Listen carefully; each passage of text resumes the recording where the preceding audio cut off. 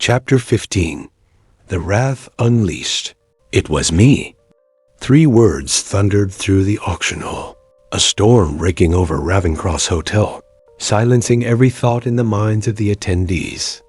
The chandeliers trembled, their crystal facets scattering fractured light across the velvet-draped walls. Even Silas Zale, standing on the stage, froze. As a battle-hardened deputy commander of the Western Border, he had fought countless campaigns alongside the blithe king, facing death without flinching.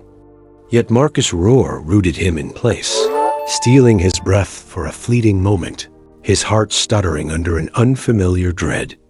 Regaining his composure, Silas saw a figure striding into the hall, a specter in a black ghost mask, an icy aura radiating from him, chilling the air and dropping the temperature in the room like a winter's grip. The man's presence was a force, primal and unyielding, as if the shadows themselves parted to let him pass. Is that him? That's the one in the ghost mask who killed Warren Zale.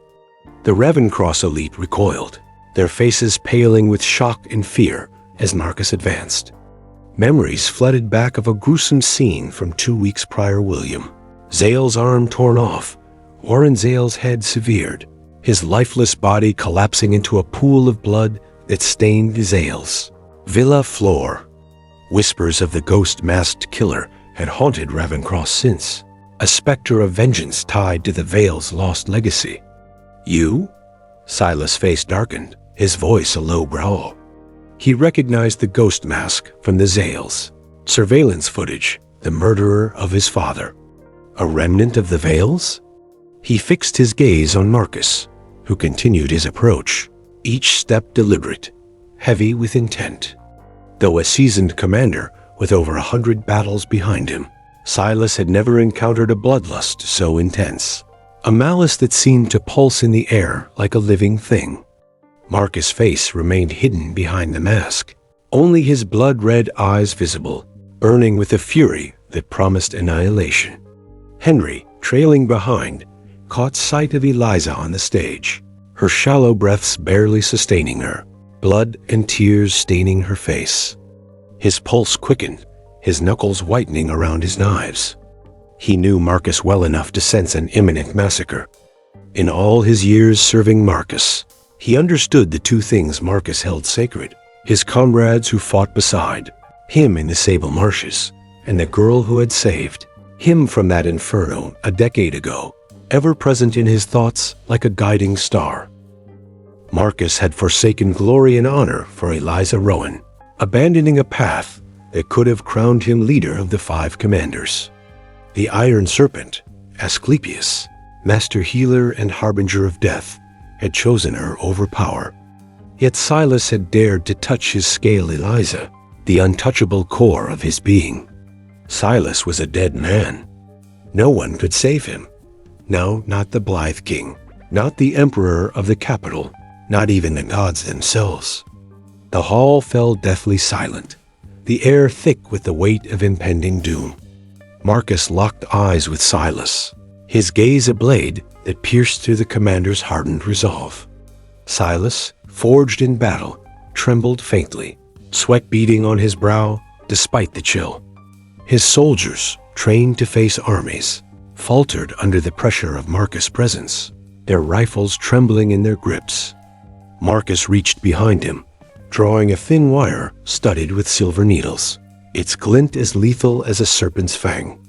Gripping it tightly, he advanced toward the auction stage, the crowd watching in hushed terror. Thud, thud, thud.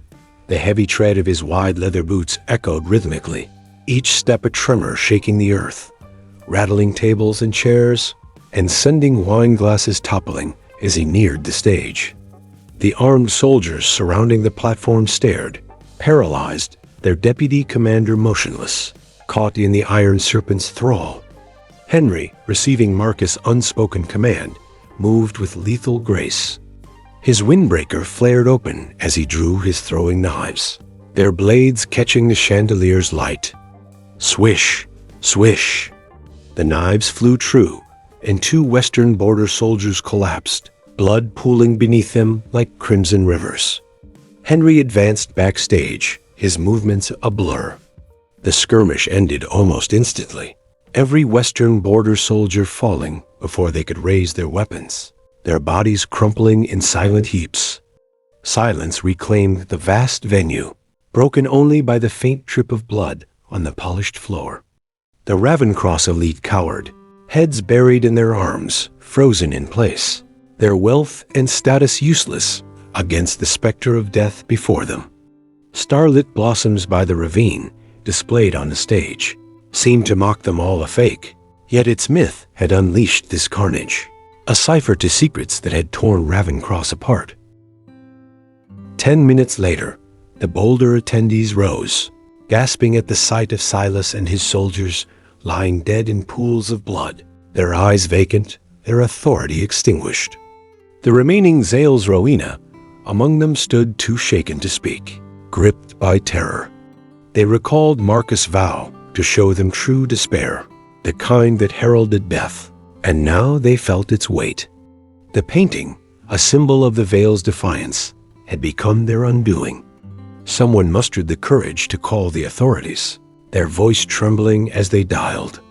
Soon, police swarmed the hotel, their sirens a belated cry in the night.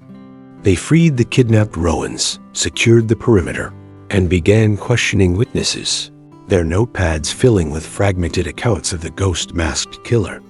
Marcus and Henry had vanished into Ravencross shadows, leaving behind a reckoning that would echo through the city's elite. Eliza, barely conscious, was carried to safety, her wounds a testament to the price of loyalty and the wrath it had unleashed.